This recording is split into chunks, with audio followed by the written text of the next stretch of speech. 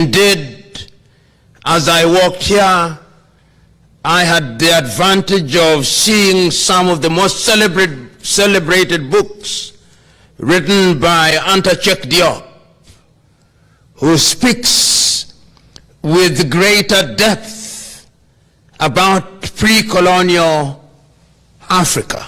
And one can talk about that. When we talk about redefining Africa, it must not be lost on us that the continent continues to be divided and undermined because of that very recent history of colonization. We are the only continent in the world, as you well know, that still describes ourselves as Francophone, to mean that we speak French, so that if there was an African meeting, the Malians, the Mauritanians, the Togolese, the Beninois, the Gabonese, the Congolese, the Senegalese, the Tunisians, the Moroccans, the Chadians, the Burkinabe, and the Cote d'Ivoirians would describe themselves as Francophone. These are things that divide us and define us. And those who claim to speak English, Kenyans, Ugandans, Tanzanians, Sudanese, South Sudanese, Malawians, Zambians, Namibians, and many others, including Zimbabwe, would say that they are Anglophones. And that too defines us and divides us. When you look at the Portuguese, the Cabo Verdeans, the Guinea-Bissau, the Angolans, the Mozambicans would define themselves as Lusophones because they claim to speak English, or rather speak Portuguese. And that defines and divides us. There is something that today is also described as Arabophone. Those who speak Arabic. If you go to Sudan, Egypt, to a certain extent Tunisia and Libya, and even Mauritania, they define themselves as such. I will not have mentioned Djibouti, I'll not have mentioned Somalia, I'll not have mentioned Ethiopia, I'll not have mentioned Comoro or Seychelles or Madagascar. But there is a sense in which that is how we define ourselves. One can speak about that when one is talking about redefining Africa. And those of you who are in the diaspora, in a manner of speaking, the African question and African condition can be said to be one that is properly understood and well written about. Indeed, many times when I have the occasion such as this, maternal mortality was reduced, that they were going to ensure that infant mortality was eliminated, and fundamentally that the disease burden would be reduced if not eliminated. That is how clear the diagnosis was in 1963. They were also clear that ignorance was a contributing factor, and that we had been so thoroughly undereducated or miseducated, as Carter G. Woodson had said a little earlier in 1933 of the American in his book, Miseducation of the Negro, which word you did not want to verbalize. And the most important thing was that we did appreciate that we had been miseducated, and so clear was the articulation of this. And if you go to many African schools and many African countries at that time, we built many universities. Those of you who come from Liberia or Sierra Leone will know that in those early days, the universities that existed at that time were universities such as Fura Bay in Freetown in Sierra Leone, which was a leading institution then and even now known as the Athens of Africa, because it was the residence of knowledge. That was Africa, identifying her problems. We also recognized that poverty was an issue. And we assumed that having regained independence, we would deploy our intellectual resources and our other resources to ensure that our men and women would not labor under economic desperation. Ghana regained our independence slightly over 60 years ago. And today, the question may be posed, has Africa conquered her identified enemies? Have the ghosts been exorcised? And if you look at Africa today, it is very easy to be depressed. It is easy to be depressed because, as I speak to you now, many African countries do not know peace. And if they know something that is a semblance of peace, it is merely a lull before some storm. Look at Africa now. Look at Ethiopia, which we thought was moving in the right direction. After the civil war in 1984, when the Derg regime had been eliminated, we thought that Ethiopia had been immunized against conflict.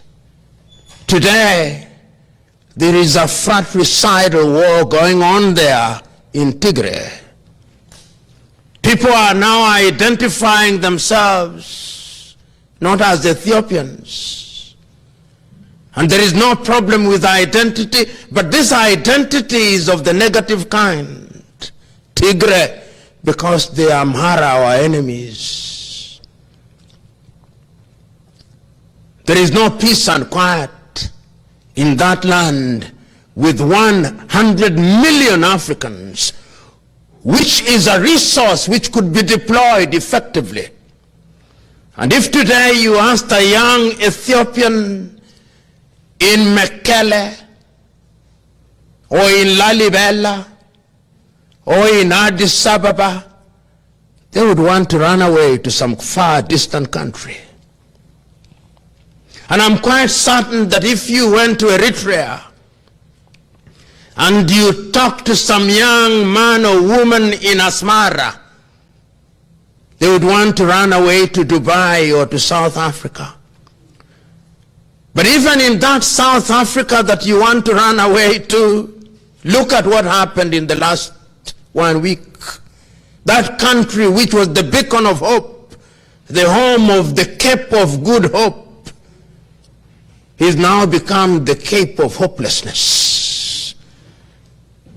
Brother rising against brother, and suddenly that country that we referred to as the rainbow country is now producing thunder and lightning.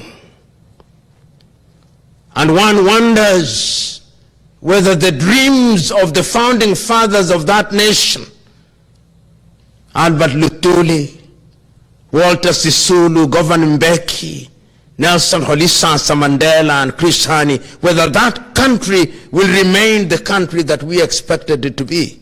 That depresses one. You go down, you go up a little. Only 1 or 2 weeks ago, in the only absolute monarchy in Africa, in Eswatini, you saw what was happening in the streets of Mbambane. Africa is not at ease. And you go up north in Mozambique, that great land of Eduardo Mondlane and Samora Moises Machel. Up there in Cabo Delgado, we now have the entire population in disarray. This is Africa for you. And I'm trying to demonstrate that Africa can be depressing. And you don't stop there. Go to the eastern part of Congo. You know, about 2 months ago, the Belgians said that they were returning the only physical remain of Patrice Emery Lumumba, his tooth. Somebody once said that until they bury Patrice Emery Lumumba, Congo will know no peace. Perhaps. Go to the eastern part of Congo. That is perhaps one of the richest countries on the continent of Africa. But the Congolese are happier when they are in Matonge in Brussels, in Belgium. They are running away. That is Africa for you. And if you go up north, the Central African Republic in Bangui, unrest. You go to Chad, unrest. You go to Burkina Faso, that land of Thomas Isidore Noel Sankara, unrest. Go to Mauritania, unrest. Go to Mali, unrest. Go to Cameroon, the Ambazonians are not at ease. Go to Senegal, the Casamance, they are not at ease. Go to Nigeria. That is Africa. It can be depressing. And that is how I understand why many Africans sometimes leave the motherland in order to seek fortune elsewhere. But as the Osagyefo Kwame Nkrumah said, even when you leave the mother continent resides in you. And that is why even when you are geographically separated from her, the good doctor, you must still have a medical scheme for your kith and kin several thousand miles away. That is why my good friend Lawyer Ongeri says, I cannot sit here in the comfort of Minneapolis, Minnesota. I must go back home and try to change the mother continent. You know, what you are doing is not new. Others have done it before. In the 19th century, Marcus Garvey of Jamaica tried to do the same thing. William of Trinidad tried to do the same thing. W.E.B. Du Bois tried to do the same thing. In his own unique way, Martin Luther King Jr. tried to do the same thing, not about physical migration, but about temperamental and intellectual migration so that you regain your self-esteem. Malcolm X tried to do the same thing. Stokely Carmichael, who was mentioned here, have tried to do the same thing. Louis Farrakhan tries to do the same thing. My good friend Al Sharpton tries to do the same thing. There is a sense in which that thing to make Africa work is something that we cannot abandon. And you know, throughout history, it is the men and women in different civilizations, who sojourned in far distant lands, that brought a breath of fresh air to their mother continents. The Osagie for Kwame Nkrumah was here as a student in Lincoln. That is where the spirit of Pan-Africanism caught him. Nnamdi Azikiwe of Nigeria was here. And therefore, when we want and talk about redefining Africa, we must not allow what we consider to be the dark circumstances to dampen our spirit.